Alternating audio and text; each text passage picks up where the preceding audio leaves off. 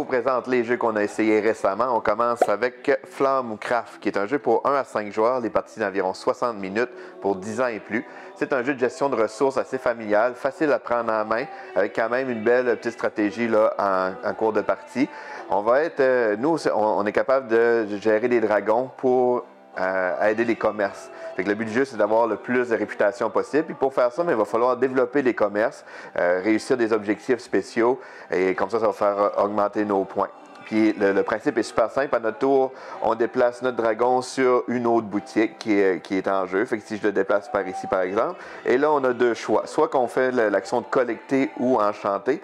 Si, en fait, enchanter, ça va être de venir chercher des cartes là si on a les ressources suffisamment pour les faire. Fait que si, par exemple, j'ai un diamant, 2 feuilles, puis 3 mie de pain, bien, je vais pouvoir prendre cette carte-là et la mettre dans la boutique. Sinon, mais le gros des actions qu'on va faire, c'est qu'on va venir ici, on va collecter les ressources. Les ressources, c'est ceux qui sont sur la boutique et ceux qui sont sur les cartes, comme ça. Si on le peut, dans nos mains, si on a des dragons qui fit par rapport à notre objectif, comme ici, j'aurai un dragon supplémentaire que je peux mettre là parce que j'ai une potion, ça prend une potion, ça va me donner une pièce d'or, puis je vais pouvoir le mettre ici comme ça. Et ensuite, on peut résoudre une des actions qui est sur les cartes. Fait que ça va nous permettre aussi d'aller chercher d'aller optimiser notre jeu, aller chercher d'autres dragons, aller chercher plus de ressources. Donc, c'est vraiment là, bien gérer ça comme ça. Il y a vraiment plein de boutiques différentes dans le jeu. C'est ce qui est le fun pour la variété.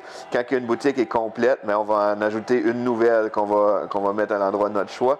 Puis il y a des boutiques, il y avait des boutiques qui ont des habilités spéciales aussi quand on arrive dessus. Donc c'est vraiment un jeu quand même assez varié. Comme je disais, c'est simple à prendre en main, mais il y a quand même une belle petite stratégie là, à développer au cours de la partie. C'est Flammecraft. On a aussi essayé Mine MGMT, c'est un très gros coup de cœur pour moi. C'est un jeu pour 1 à 5 joueurs. Les parties, c'est environ 60 minutes pour 14 ans et plus. C'est un jeu inspiré d'une bande dessinée du même nom que j'avais aussi beaucoup aimé. C'est un jeu avec beaucoup de complots. Juste dans la présentation, là, c'est vraiment le fun parce qu'il y a plein de petites phrases cachées partout. Au dos du plateau, il y a une grande bande dessinée. Il y en a sur les coins, le coin de la boîte. On peut les décoder avec un petit filtre rouge aussi. Fait que c'est vraiment un jeu qui a une très grande attention aux détails. Sinon, le jeu lui-même est vraiment excellent aussi. C'est un jeu un peu style chat et la souris. Donc, il y a un joueur qui va faire un trajet secret sur son plateau personnel. Puis, le but, c'est de recruter des gens. Fait que lui, dans le fond, au début de la partie, il va avoir ces 3 objets comme ça. Fait que partout sur la carte qui va se déplacer, qu'il y a un de ces objets-là, c'est une personne qui va pouvoir recruter. S'il réussit à recruter toutes les personnes, donc 12 personnes avant la fin de la partie, mais c'est ce joueur-là qui va gagner la partie.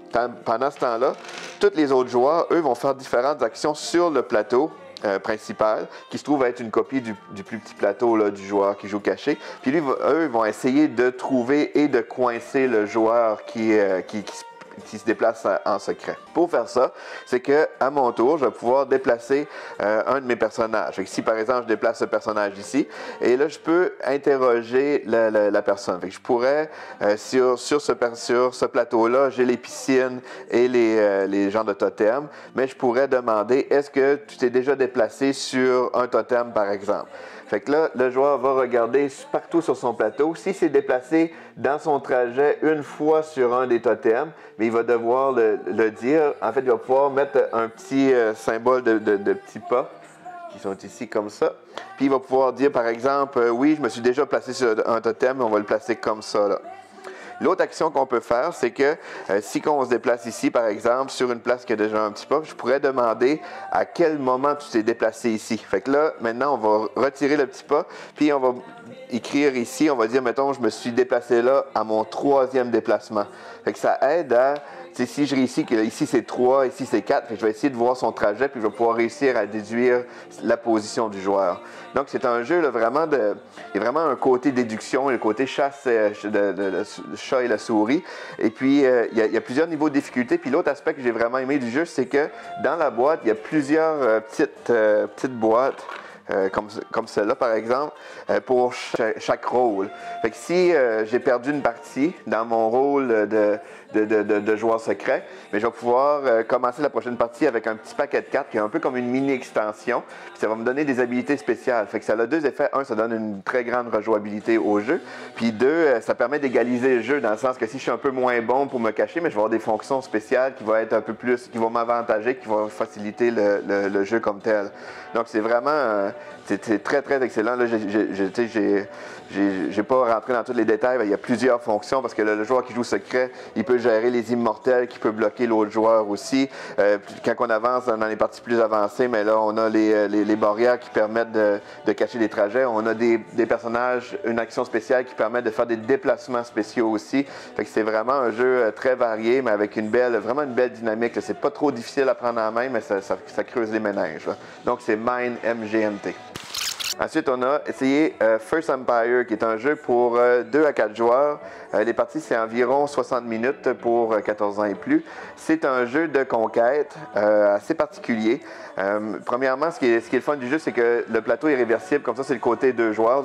L'autre côté, c'est qu'on a pour plusieurs joueurs aussi. Et chaque joueur va avoir un plateau personnel comme ça. La façon principale de faire des points dans le jeu, c'est vraiment d'augmenter nos différentes habilités. Puis la façon que ça fonctionne, c'est que chaque colonne va avoir sa fonction. C'est comme ici, c'est le nombre de pions qu'on a sur le jeu. Ici, c'est le nombre de cartes qu'on a en main. Ici, c'est le nombre de déplacements qu'on peut faire. Ici, c'est le nombre de relances de dés qu'on peut faire. Puis ici, c'est le nombre de dés qu'on a à notre tour. Fait comme dans mon cas ici, j'aurais 2 dés. Fait qu'à mon tour, je lance les 2 dés. Et là, j'ai le petit symbole de cheval et la croix.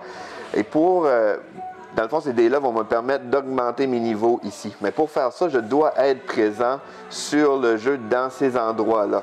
Comme là, présentement, je suis joueur orange, je ne suis pas présent sur le bleu ni sur le mauve. Fait que là, à mon tour, j'ai le droit à 2 déplacements. Fait que là, je pourrais utiliser un déplacement pour venir ici.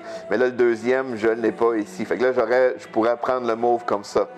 Mais d'un autre côté, j'ai aussi droit à une relance. Je pourrais relancer ce dé-là. Puis là, je serais sur les jaunes aussi. Sauf que là, je n'ai pas accès aux jaunes parce que ça me prendrait plusieurs déplacements pour tasser les bonhommes qui sont ici. Donc, à la fin de mon tour, comme que je suis juste sur les mauves, je vais pouvoir augmenter mon cube mauve. Donc, au prochain tour, je vais pouvoir me faire 3 déplacements maintenant au lieu de seulement 2. Fait que ce qui est le fun du jeu, c'est que la conquête n'est pas juste pour nuire aux autres joueurs, c'est vraiment la façon de se positionner pour améliorer notre plateau, pour faire le maximum de points. Puis nos pions, ils meurent jamais. Fait que c'est vraiment, dans le fond, c'est par majorité. Je ne l'ai pas expliqué là, au début, mais si je déplace 3 bonhommes dans un endroit où il y en a 2, mais les autres bonhommes sont redirigés dans un endroit du choix de l'adversaire. Fait que c'est vraiment juste par majorité, puis après ça, on se redéploie de façon stratégique pour aller chercher les bons endroits par rapport aux dés qu'on veut prendre. Donc, j'ai vraiment aimé ça. Il y a plusieurs cartes aussi qui donnent d'autres façons de faire des points, selon le positionnement sur le plateau, selon ce qu'on a sur notre jeu aussi. Donc, c'est une grande variété. C'est un jeu de conquête très, très simple à prendre en main, mais avec le développement. Fait que j'ai trouvé ça très bon. C'est First Empire.